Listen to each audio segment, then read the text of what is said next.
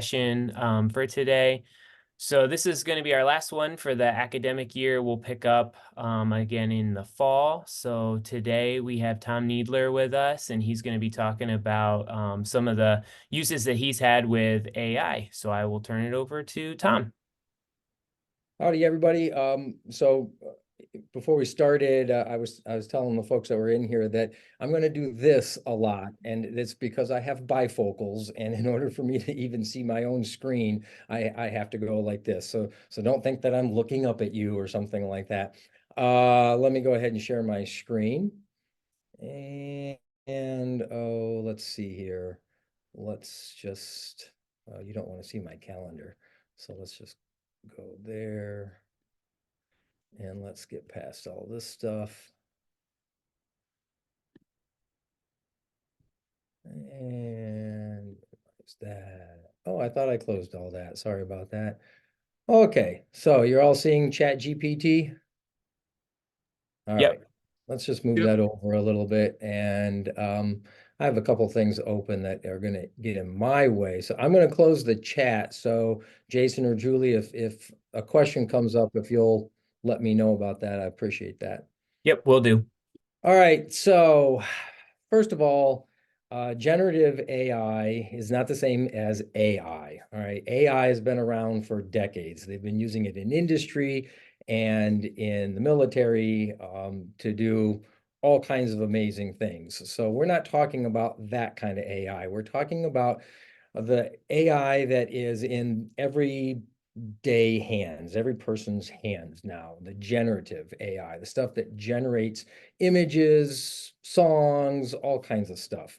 Now, before I go any further, I want to make sure you understand some things. First of all, generative AI is a tool. Now, I've heard people liken it to a hammer. I think that's an oversimplification. I would liken it to the most complex table saw you've ever seen in your life. And just like you would not go out to Lowe's and buy this table saw and plug it in and just start, at least you better not, just start trying to cut things. We're going to be calling you stubby for the rest of your life when your fingers end up on that garage floor. You're going to learn how to use that table saw, right? So you're going to need to learn how to do some stuff with ChatGPT. Yes, it can be simple to use, but if you don't use it correctly, you won't get what you want, right? Also, if you hear someone say, well, I'm an expert in generative AI, they may be an expert in one, two, maybe three programs, but there are so many out there and they are changing so quickly. Very few of us really that have been using them a lot feel like we're even experts. I've been using Chat GPT. I use 3.5 and now I use 4. I've been using it since, I don't know, last November, last October, and I'm still learning things. And they're changing things constantly. They're going to be dropping Chat GPT 5 sometime this summer, and they promised that that will be an exponential leap in capabilities, just like Chat GPT 4 was an exponential leap from 3.5. So all of us are going to be starting all over again, probably to some extent. And then I guess the only other general advice I would give you with any of these AI tools is think of a problem that you need solved and try to use the AI to do that. We call that going AI native. The best way to learn PowerPoint is to dive in, right? Get rid of those old acetates that us Gen Xers remember using. Get rid of those overhead machines and dive into PowerPoint and learn how to use PowerPoint. Same with AI. You're going to need to invest some time in this. Now, just a little bit of background in regards to that for me. So yes, of course, I teach here and I'm on committees just like a lot of us. So I have a lot of responsibilities on campus. I have 3 relatively young kids, a 4-year-old and a 7-year-old. I'm going to call that young. And the 13-year-old, he can do what he needs to do on his own. The point is that I have to be there for my kids. AI, honestly, to me, is pretty much dead last in terms of my priorities on a day-to-day basis. And And yet, even with that, I can make movies with it. I can make songs with it, and I use it in my classroom. I don't use it for everything because I don't think it's the greatest thing for everything. There are AI programs out there that will help you make PowerPoint slides. Well, if you don't know how to make PowerPoint slides by now, um, I think you probably might want to hit up Scott or one of the other tech folks to get some help in that. I don't need an AI to help me make a PowerPoint, but there are tools like Canva that you can incorporate into those PowerPoints to make them really stunning. But there are other tools out there as well. So AI isn't the answer to everything, but I see it there to help me save time. I probably have saved in the various programs. I use mainly ChatGPT. I use Perplexity a little bit, and I've probably saved easily 20 hours a week in some of the things that I do. Um, like making worksheets. It's fantastic for making worksheets or study guides. My students, 2 days before the final exam said, "Can you make a study guide for us?" Now I teach anatomy and physiology, and I'm like, well, I I can make a study guide, but it's not going to be specifically for the final exam because I mean, hello, I'm not stupid. I'm not going to give away the questions and the answers. So I told them, I said, I will make it off of the old exams, the exams that I used over the semester. I sucked those into ChatGPT, told it to make a study guide where it only used the stem of the question. It did not provide any choices and it did not provide any answers. I pulled all three exams in a matter of, oh, probably 10 or 15 minutes. It had created a study guide, just simply by pulling the STEM questions out. So you can use it for that. I've used it to make quizzes for my classes on PowerPoints. I'll pull a PowerPoint file in or maybe just a few slides, upload it into ChatGPT, and I'll show you how to do that here in a minute. And it can make quizzes. It can make study guides for that. It can make fill in the blanks. It can make all kinds of stuff that I used to do by hand with Word, make countless hours. So how do you use ChatGPT? Well, there is a 3.5 and there's a 4. 4 is going to cost you, and so, oh, by the way, sometimes GPT-4 is called Pro, sometimes it's called Turbo, but I'll just refer to it as 4. 4 will cost 20 bucks a month. It's worth it.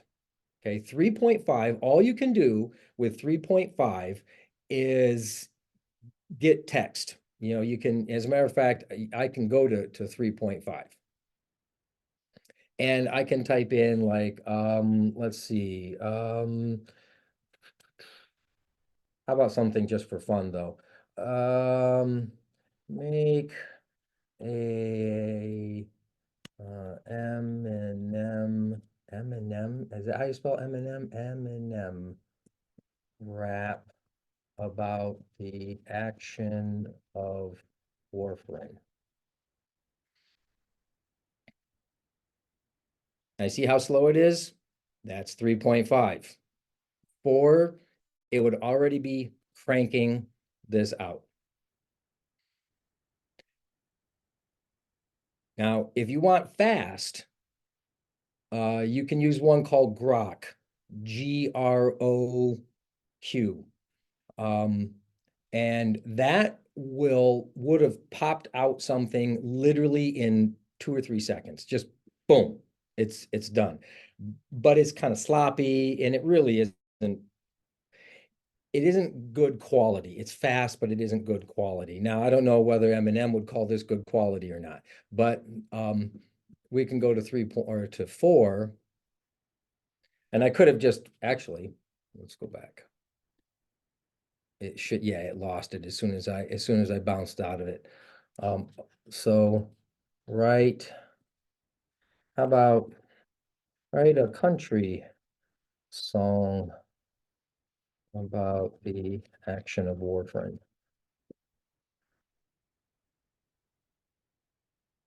And see, a little bit faster. Now you might say, well, okay, that's really cool. That's really neat, but I don't see how I can use that in my classroom.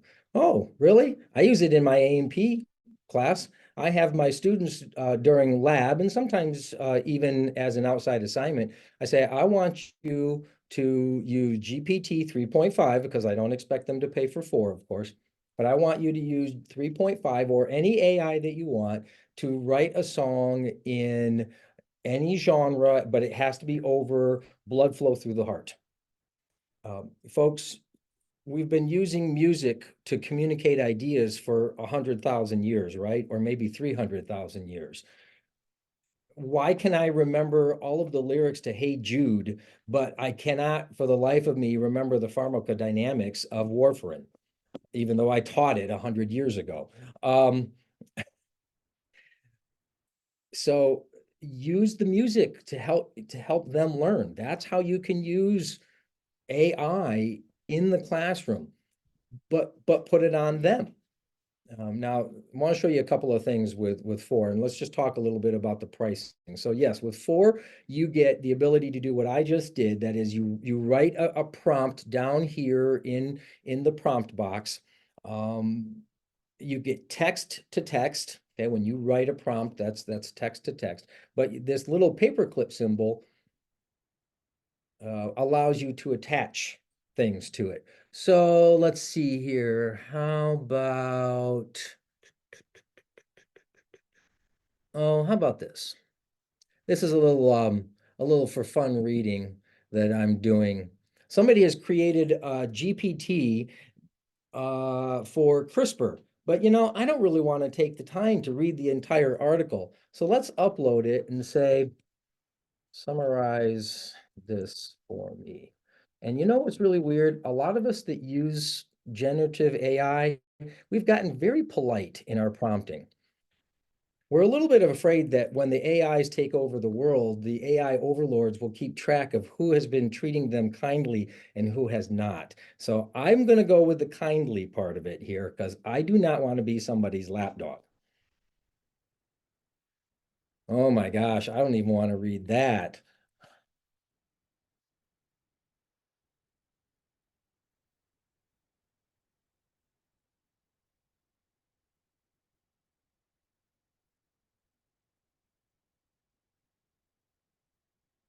So if you don't know what CRISPR is, then ChatGPT can go in and give you a simplified, idea of what it is. You want it to take it down to third grade level? Take it down to third grade level.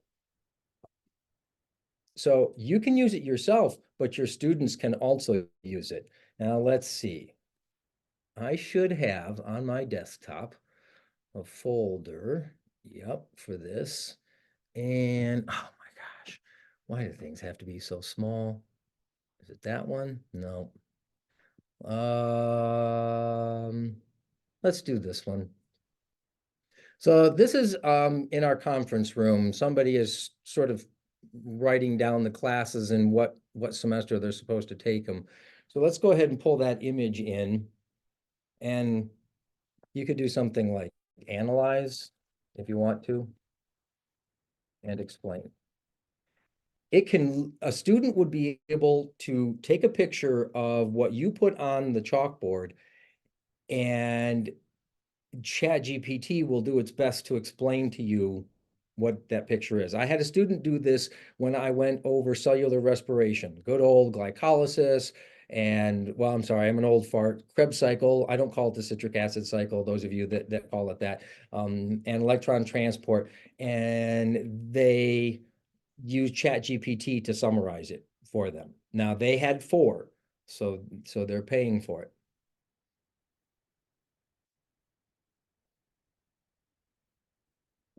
So your students can use this. They can suck your notes into GPT and have it create worksheets for them. Now, again, you have to have 4 to do that. So what if you don't want to pay the $20 to do that? There are alternatives out there. You have Microsoft Copilot, and you have one called Claude, and then you have another one called Meta. Um, to some degree, those 3 can be more powerful than ChatGPT 4. So in order for me to explain that, I need to explain what we mean by a context window. ChatGPT 4 has a relatively small context window. And what the context window is it's kind of like, oh, let's see here. I don't honestly even know what this piece of paper is, but oh, it's blurring it out there. Oh, come on. Oh, don't blur it out. Okay. So the context window is basically what you're typing and what it's typing back to you. It's what you're seeing on my screen right now. As you type more and more, as you say, well, I still don't understand it. Can you explain it more? Some of that information starts going up off of the screen, literally. ChatGPT only can remember, I think it's the equivalent of approximately 3,000 words. Now, that's still a fair number of words, but if if you've ever used ChatGPT, and it doesn't matter whether it's 3.5 or it's 4, if you've had a long conversation with it where maybe it's not quite giving you the information you needed, so you keep trying to prompt it over and over again, all of a sudden it can seem as though it completely forgets what you're talking about, because guess what? It has completely forgotten what you've been talking about. It has fallen out of that context window. And so what you then have to do is you can scroll up, it keeps the information, but it has forgotten the information. So you can scroll up, copy and paste maybe some of your original information back down into that prompt box to just remind it of what it is that you're talking about. But that could be a little bit of a hassle. So you might want to use something if you have long conversations, and I say conversations because it is kind of a back and forth. You might think about using something like Claude, which has something like forget if Claude is up to 1 million. Um, well, it's technically 1 million tokens, and then there's a formula that you use to determine how many words that is, and that's something like 700,000 words. Meta is what's that, like 300,000 tokens. So, and why not words? A token is words and characters. So a space and periods and all of that, it takes up space. So GPT-4 has a pretty small token or context window, and some of these others have larger ones. But the other ones don't have in my opinion, the analysis capabilities that GPT-4 has. The ability to load, I can load a CSV file. As a matter of fact, a colleague, I think, was sort of testing me, sort of like, well, let's see how good it is, kind of a thing. That was almost kind of, even with the intonation, that's almost what they said to me. And I said, okay, send me a file. And so he sent me a file, a CSV file. I had no idea what it was. I said, extract and analyze. And it told me that it was a file on reptile reproductive rates. And I said, okay, analyze the contents of the file and graph the results for me. And it gave me 7 different graphs of the data. And I said, well, I don't know which of these graphs is the best one, because honestly, folks, my statistics capabilities are sort of and it said, oh, well, based on the data, this one would be the best one to use in, say, a presentation or something. So I and some of the rest of us in higher ed are seeing these capabilities level out the learning curve for both students and maybe to some extent faculty. As a matter of fact, I'm going to present, I'm a co-presenter with one of our faculty on that very fact of how we or students can use generative AI to help level out the resource gathering phase of undergraduate research. No more going to the library or even going to Google. We're going to use Perplexity. Perplexity is nice because it gives you citations and sources. ChatGPT does not. As a matter of fact, be very cautious of using ChatGPT for research, because it will make things up. And it will swear that it's telling you the truth, but it will make things up. We call it AI hallucination. Um, there's an anecdotally, I heard about a case earlier in the year. A lawyer used ChatGPT to write his argument, and the judge well, let's just say wasn't too pleased because not one single case existed. Not one single case that the lawyer referenced in his argument actually existed in reality. So um, you're going to want to use a program called Perplexity. And almost all of these have apps that will run on your phone. I have Perplexity on my phone. I have I have Chat GPT on my phone. As a matter of fact, very few of them will run only off of the web, but there are some that are best off of the web. So Perplexity can analyze a well, for example, let's just take a look at it. So here's Perplexity, and let's give it a new thread, and let's attach something. Let's see. Let's go in here. I think it's this one. Nope, must be that one. Nope, must be that one. Oh, yeah, see, wants me to pay for it. Nope, I don't want to pay for it. So, yep, some of them do want you to pay for it. Now, I've used Perplexity probably 20 times in the last month. It will let you, depending on what you've asked it for, it at some point it says, okay, we're going to cut you off. You're getting a little bit too much here. So I've probably used 15,000 tokens. They gave me 5,000 for free, and then I did a small payment to them because they'll be willing to take your money in bits and pieces. And then after that, no, I'm not going to do it anymore. Let's see if I can get this one to come up. This is one of the ones that I asked it to do.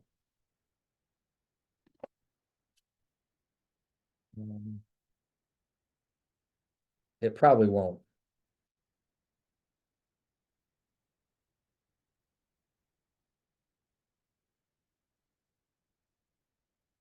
It will probably say exactly the same thing, but we'll see. We'll find out.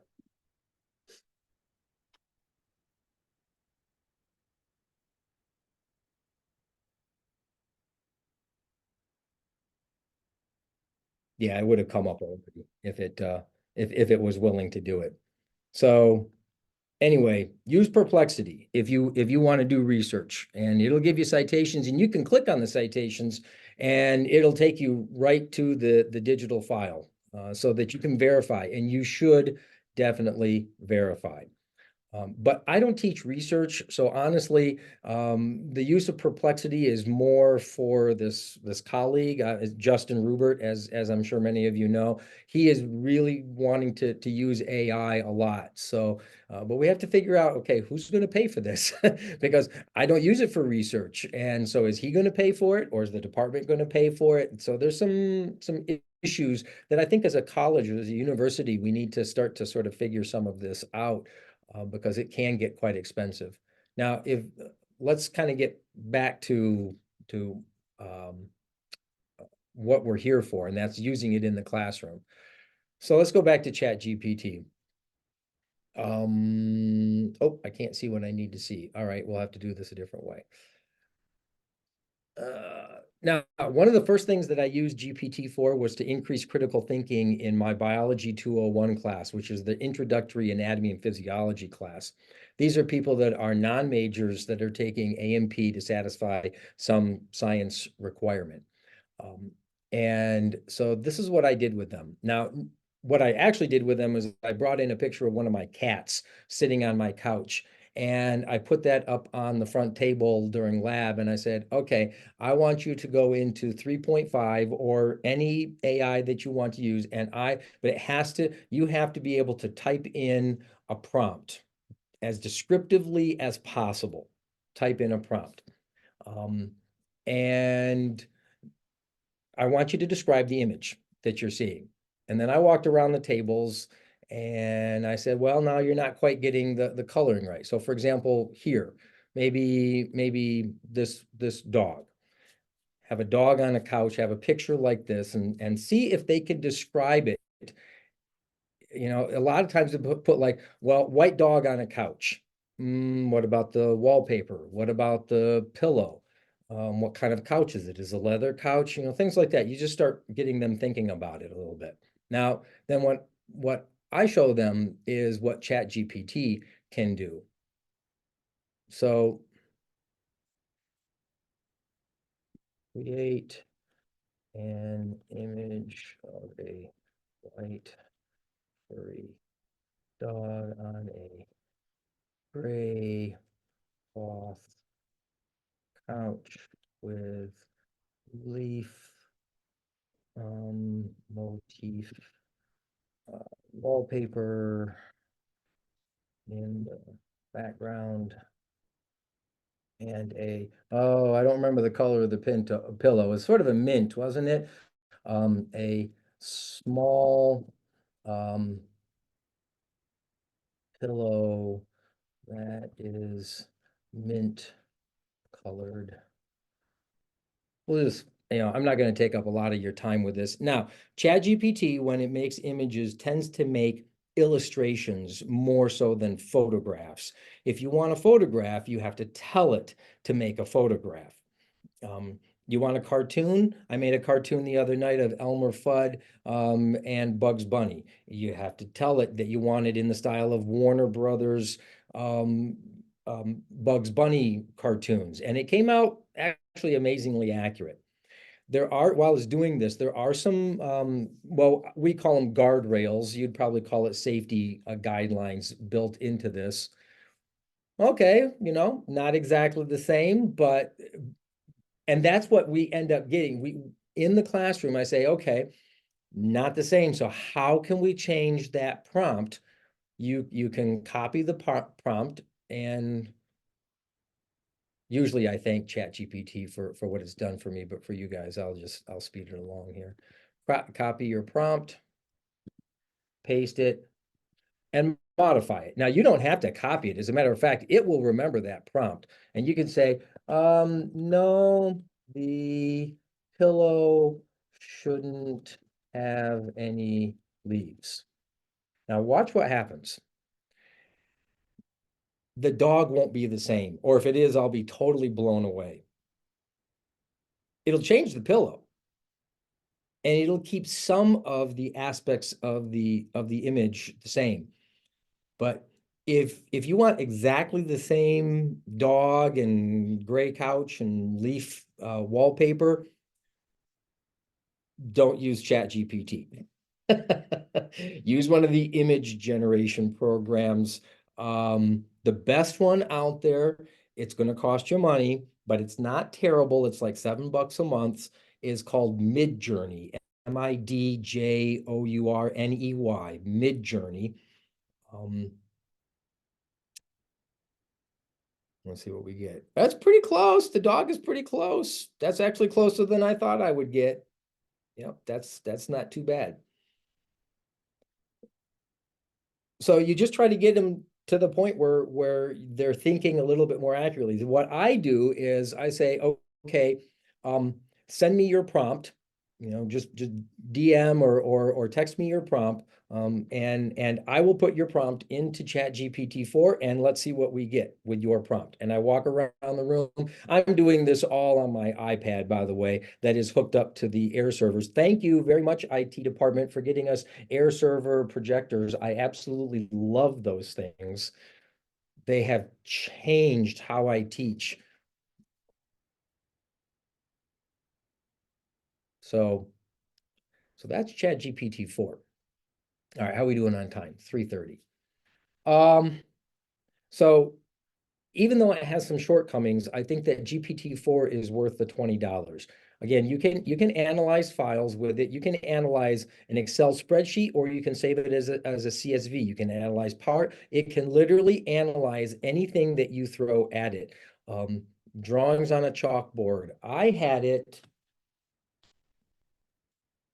You probably won't be able to see this too well. And since we're all faculty here, I can show you this. So trying to go native. I'm still trying to go native. I think it's this one. Yep. Let me bring this up.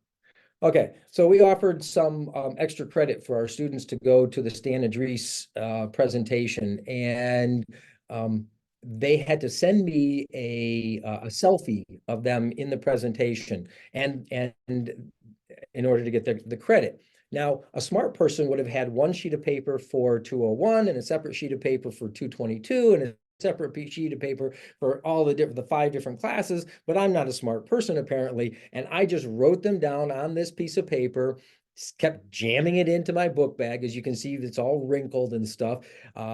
And ultimately, I then applied that extra credit to either lecture or lab, depending on where it would help them out the most. Um, but I was curious to see if ChatGPT could take this and turn it into a table. And I won't show you what pops out because I can just tell you. It did, but at best, it was only 57% accurate. And at worst, 29% accurate. So what's the difference? 29% accurate if there was any mistake whatsoever in the row. The student's name was spelled incorrectly, the class was wrong, or what exam it was applied to. If I was a little more flexible and I said, okay, one typo in a name or something, I can live with that, then it jumped to over 50%. But still, if I were a student, even as a teacher, only about 50-ish% accurate, that's it.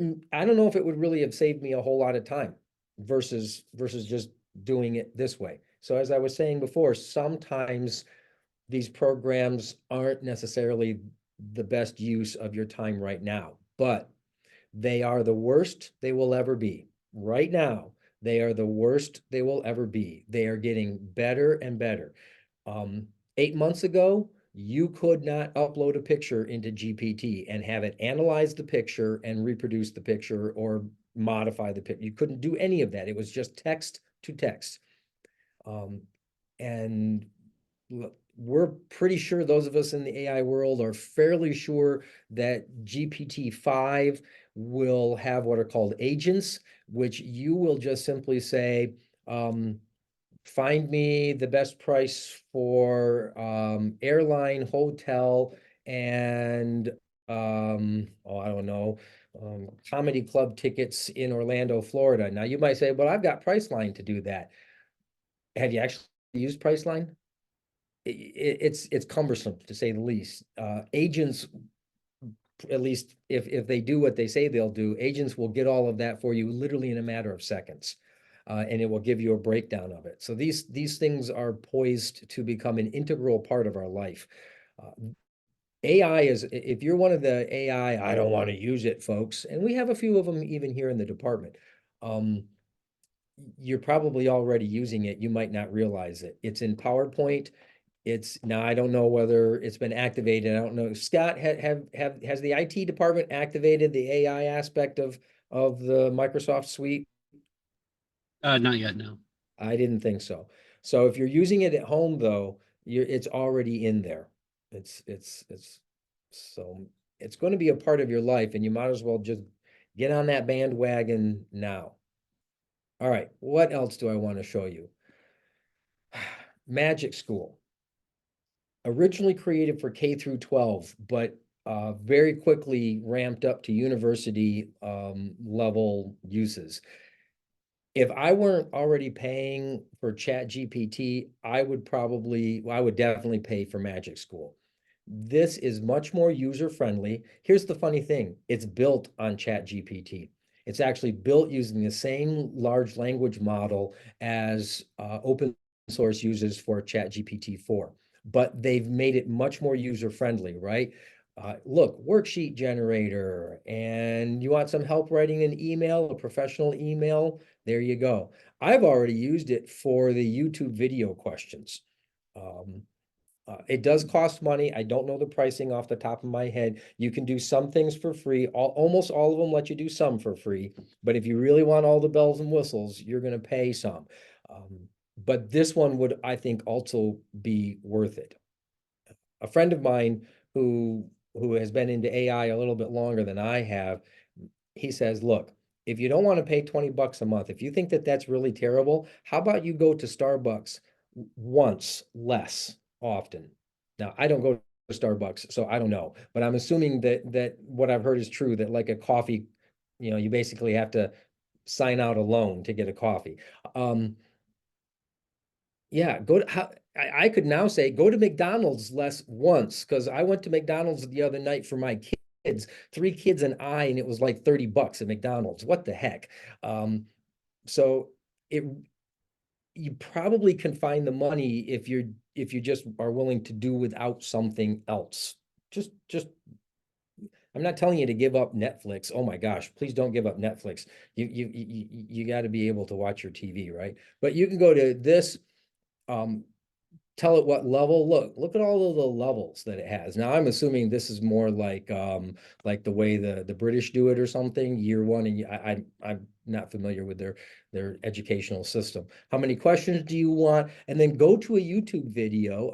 I did this just the other day for a student who needed some extra help, and here we are in finals week, and I'm like, oh geez, you're waiting kind of like till the last minute to get this help here, but okay. And she's like, but I don't know how to test myself over this. So I went and I found a YouTube video on blood flow through the heart, and I plopped the URL in here. And I don't think I had to do three. I think I had to do 10 questions. So I don't know why it says three, but whatever. And boom, there they were. There were the 10 questions with answers. It'll generate your worksheets for you. It really is amazing. Now there's another one. I've never played with it, but I at least want to throw the name out there, called School AI, just like School AI. And I hear it's better than Magic School, but having not used it, I really can't attest to that. Uh, there are just too many of them out there for anybody to be good at all of them. You have to pick one or two and dive into it. And oh, that's the other thing. I would strongly advise you against paying for a yearly subscription because they do change so quickly. I was telling a colleague earlier, do monthly plans. Especially if you've not used it before, do the monthly plan, dive into it, try to get your money's worth out of it, of course, spend some time on it. But if you don't like it, you don't want to be locked into using that thing. And more than likely, within a month or two, another company will come out with something similar. Are there any questions that I should be answering, or are people just fine so far? Tom, I think the only thing we just had a question about faculty development funds for this. I don't know if you've ever tried to do that or have heard of anybody trying to use that at all. It might not be. I have not. I probably should. I know that, well, like Harley Ferris is working with the College of Business to have a class in the summer. And I think, didn't I hear that they're also doing it for the fall? I don't remember about that. I wonder if he's tapped into any of those kinds of funds for an AI um, type of a program. But yeah, it would, I really think that I don't know how much an enterprise, I don't even know if they offer enterprise. I'm pretty sure something like Magic School does offer an enterprise level, but I don't get into that side of things. I use it personally. Um, a friend of mine in Pennsylvania has been trying to get his school system to purchase Magic School AI. So I'm kind of thinking that he wouldn't be working as hard as he is if they didn't have some kind of an enterprise level pricing plan. Um, and it it might be an interesting way to go to pay for it, even on a small scale, small being maybe, I don't know, 50 teachers or something like that, 50 professors on campus that are interested in using it. I don't know if we have 50 people on campus that are interested in using it, but with the number of people that we have in here now, at least some of you are interested, right? The question is, do you want to take some time to learn it? But I remember fighting PowerPoint. No, I can just write this out on the acetate, and I've already done it. I already have it on the acetate. I'll just slap the acetate. And for those of you that are young pups that don't know what acetate are, oh my gosh. So anyway, or acetate is, I should say, to be grammatically correct. I tried not to use PowerPoint for so long, and then when I finally started using it, and of course it was frustrating at first, but um, something like Magic School has taken the frustration out of it. You can use ChatGPT to do a lot of what Magic School does. It's just a little bit more work on your part because you don't have a nice, easy little button and fields to fill in. But I I'd be open to writing a proposal to try to get some funds for X number of people. I don't know what the cap is on those funds, but you know, X number of people using this. I use I have my laptop that I'm using right now, and then I have my own personal computer that I do some other stuff with. It's certainly nothing that I couldn't do at school. But there are some programs out there that have no safety guardrails on them, like almost none. So you have to be a little bit careful about what you're using, because you can get some images, or it's usually images. You can get some images that could be deemed offensive by people. So I'm certainly not going to use my school computer to do things like that. There's a program out there called KREA, KREA. Now, it's free to a certain extent. It doesn't have any safety guardrails, other than it does not like to produce images of children. Most of these programs will give you a difficult time if you try to create an image of a child. They're starting to break that open a little bit, but you can see why there could be some issues with that. And I agree wholeheartedly with that. But one time I was using KREA, and KREA is an interesting one. I'm not going to show you it because I don't want to run the risk. But so with KREA, you can start literally with a blank canvas, and you can select shapes, and you can place the shapes wherever you want them, and you can make them colors. So for example, imagine a white background with a green triangle. And then what KREA, you hit the enter button, and KREA will, in this case, probably create a snowy, a picture of a snowy area with a green mountain in it. And if you then take the paintbrush tool and make a swoosh out of blue, it will create a river flowing through that. And so without realizing what I was doing, I had two circles basically side by side, and it created a nude picture of a woman. And I'm like, not really what I want to do. Okay, so be very careful about some of these programs. What else? What else did I want to talk about? Leonardo, just like the famous, I guess, what is it, sculptor or painter? Leonardo da Vinci, but it's just Leonardo.ai. That one is a very powerful program. It's very similar to Midjourney. So Midjourney and Leonardo are probably my two favorites when it comes to creating high quality, like photo replica level images. Now, again, critical thinking comes into play here. You can ask your students, recreate this image and pull it into KREA. Take their prompt, pull it into KREA, or even have them do it on their device, or excuse me, on Leonardo. Have them do it on Leonardo, and try to get that critical thinking to the point where they're creating an image very similar to the one that you have on the screen for them.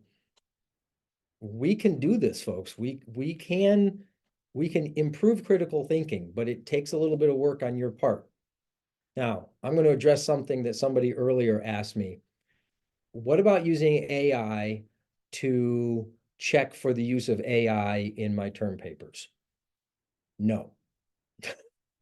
The answer is no. It won't work. Basically, the students are probably ahead of you on this one, just like they are frequently ahead of most of us when it comes to cheating. So there are ways that they can prompt the AI to make it appear as though it's their writing. What you can do with AI is you can upload, like especially ChatGPT, you can upload a sample of your writing, your own writing, and then you can say to ChatGPT, now write me a paper on the cardiac cycle, but in the style of the paper I just uploaded. And make sure that there's a few spelling errors and grammatical errors. And don't use any words with more than 3 or 4 syllables, something like that. And it will write a paper that is virtually indistinguishable from a student paper. Um, there are programs that have done analyses of this, and the AIs cannot detect AIs. So you need to be a little bit more careful, perhaps, in how you create that assignment. So see, when I first started using ChatGPT 4 last year, I was afraid that most of my worksheets were now going to go out the window because my students were going to be able to use the AI to find the answers. Back then, the AI were not good at solving the problem for the students. In other words, it was not good at finding the answers to even some of my basic questions. It was good at one-word answers. Like if I said, you're a drop of blood in the right atrium, into what chamber do you flow next? It was able to say right ventricle, no problem. But if you made it more of a short answer, you're a drop of blood in the superior vena cava, indicate the flow of that drop of blood through the heart, as well as the electrical conducting system generating that flow. Make it a little more complicated, and back then the AI couldn't solve it for them. It made all kinds of mistakes. Now it can do it. Yep, it can do it. As a matter of fact, I did it just the other day. It can do it, no problem. Ask it to make an image of a heart, and it's terrible. But but yes, you're probably going to have to, in the upcoming year, you're going to have to rethink some of your assignments, because AI is going to be able to solve that for the students very easily. More open-based questions. That's what I've started to do. Um, Asking for their opinion, asking for them to create an anecdote, or not create, but to use an anecdote for this situation. Do you know of anybody in your family that's ever had one of the following diseases? And of course, I'm going to keep your responses private and things like that. It's not going to be a chat. It's not going to be a discussion board posting. Now, could they make something up with chat? Of course. Could they make something up on their own? Of course. So I'm not going to leave it open-ended like that. I'm going to weave my objectives into that assignment. So don't look to AI to solve your plagiarism issues, because right now it's not going to do it. And I wouldn't trust any program out there that says that it can. When you give a prompt to something like ChatGPT or any of these image generators, but especially ChatGPT or Meta, in other words, one of the AIs that is going to reply with text. If you're going to go text to text, if you're asking for a text-based answer, give it a role, ROLE, a role, okay? So I was talking to Troy Fagan, one of our faculty here in the biology department, at lunch, and he said, I told him about doing this with y'all, and he said, yeah, I tried to use GPT. I play a little bit of guitar. My wife plays the bass, and I was trying to get it to give us some new chords, but it just really wasn't working all that well. I said, Troy, this thing is trained on every bit of web data since the inception of the web. You basically asked the smartest person in the entire world that knows everything to give you an answer about this chord progression on a bass guitar. How about if you were to ask a bass player? So I said, we pulled out the phone, I opened up ChatGPT, I said, you are a bass player with 30 years of experience in, and I asked him what kind of music, jazz band. Now folks, I know nothing about music, okay? So create a bass progression, or sorry, I think it was a chord progression for a bass guitar. And it did it. He said that it wasn't perfect, but it was a lot better. So you give it a role. By giving it a role, you are I tend to go with this 30-year thing. I don't know why, but I just do. You've been teaching pharmacy for 30 years, a doctorate of pharmacy program for 30 years. specializing in whatever, and now make a worksheet for my students. Whatever you're asking it to do, narrow its scope down to that role, and you will get better replies, better answers, and faster, probably, as well. I guess I didn't really have, I mean, there's so much to talk about. Doing it in an hour is impossible. Are there any questions that I can answer for people? Are you looking for something specific? Tom, I had one question for you. Sure. And this is something that I've kind of thought about and doing. You showed a lot of things that you uploaded to AI. Is there anything that we should be, I guess, aware of, like kind of privacy concerns or like copyright type things that you need to be thinking about? Like if you Yeah. upload. Yep, with all of these programs, they are public, in the sense that, I mean, some company owns the program, and when you upload information into that program, then that company gets that information. So like when you're in Chat GPT, I don't care if it's 3.5 or 4, every interaction you have, your information is going to that company. It's called Open AI is the name of that particular one. So if you're using Meta, then Facebook is, well, technically Meta, but the Facebook company is getting your data. So that's why the Higher Learning Commission has decided that as an institution, higher education institutions cannot input any student data into these programs. There can be no student identifier, at least. Now, I don't want to be the test case for losing my job, so I stay away from anything other than, well, what you saw on that student data sheet, it was just simply names, what class they were in, and how something was applied. It didn't have any points. Um, and and as far as I'm aware, putting that information in doesn't violate FERPA at all. As a matter of fact, I know it doesn't because I used to be a compliance officer for Ohio State University. It does not, that shouldn't be an issue. So stay away from identifiers and letter grades or points or anything like that. Generally, I stay away from any student data, period. And that's just better. I wish I could.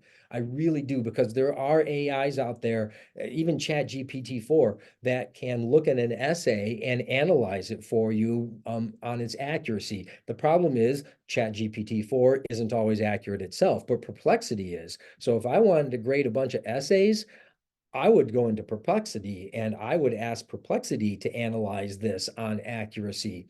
Um, and of course, if I were an English teacher, uh, you could have it analyze it based on whether there's any split infinitives, whatever that is.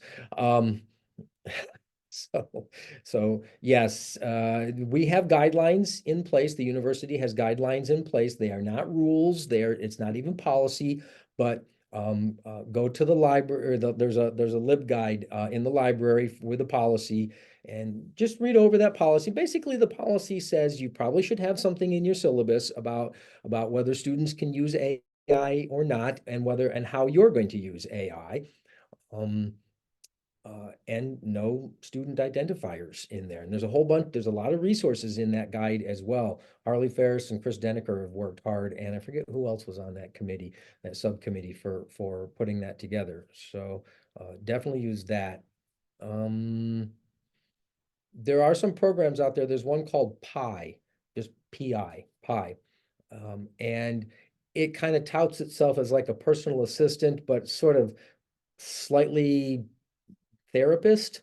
And there are some of my friends will say, "Oh yeah, I talk to it all day, every day, and I tell it all my problems." And I'm like, "No, I'm not going to do that. That information is going into that company. So no, I do not want that company having that kind of information. So be very careful and be very aware of that." There's one company. I don't use it, so I'm not even gonna. I don't know the name of it, but I've heard there's one company that they say that if you send them your data, even like with student identifiers, it will scramble it and then analyze it and then send you a report back unscrambled, but I don't trust them. I don't know them. You're not my mother, so I don't trust you, is kind of the way I'm going to look at that. I did want to show you something that reminds me. I wanted to show you something that I'm doing with my class. So Scott worked with me to kind of help me make my classes a little less module oriented and a little more pages oriented. And I want to show you a page. I know we don't have much time, but I'll show you a page that I have created using some of this AI stuff. So there's an AI program called Luma Labs or just luma.ai. And it has allowed me to, I'm moving that now. Okay, has allowed me to scan our models, and now my online students have the 3D model that my face-to-face students have. And you can zoom in and then maybe move it this way. I want to see the intercostal muscles. Now, if you click on it, it'll take you to Luma itself.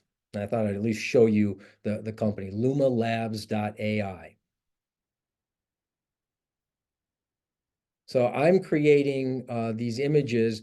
The biology department has very nicely given me a budget to buy some equipment that I can use to make better images of this. And I'm going to be creating a page, and then I'm going to put it into the commons so that other programs can use it. But what sort of got me thinking about it was Jason's comment about like copyright and stuff. A company that makes these models, they could say, well, we don't really want you putting this out there because, now people don't have to buy my model that costs $5,000. So I guess for right now, I'm not as worried about it. If they tell me to stop, I will. If Scott tells me to stop, I will. But I'm not making any money off of this. The university isn't making any money off of this. People are not signing up for my class just because of this. So I'm not going to be too worried about it until somebody tells me to stop. But that's my summer project, is to redo all of these with the better equipment that they've purchased for me. So I'll let you know when that's ready. Anything else? Wow, that was fascinating, Tom. Thanks for sharing with us. Sure, sure. If you're interested in learning more about AI or any of these programs, feel free to reach out to me. And if you want to learn more, I'll show you the group that I'm a part of. This is the Mighty Networks group that I'm a part of. It's just aisalon.mn.co. And it's absolutely free to join. And there are so many resources, and there are so many people in here that are more knowledgeable about certain things than I am, and maybe than you, and maybe you're more knowledgeable about some of the things. So we all share. We share our ideas. It's play and share. We play with these things and we share what we've learned with everybody. It's a very, very open community, and I would recommend, if you're interested, in checking it out. Okay, great. It's a great way to Okay. end up too, Tom. So with that, I guess we are kind of closing in on the hour. So we'll thank you all for attending this very great session. We thank you again, Tom, for all of your interest and work in this area. I know I learned a lot. I'm sure a lot of others as well. Comments, yeah, thought-provoking. I don't know if you can see the chat right now again. So we'll, hope everyone has a great summer, whatever that looks like for you. And we'll look to regroup in the fall, if not before, maybe on the AI salon together. Okay. All right. Great. All right. Great Thanks, stuff, Tom. everyone. Thanks for the Take care. series, everybody. Thank you, Tom. Thanks, Thank you. everybody. You're welcome.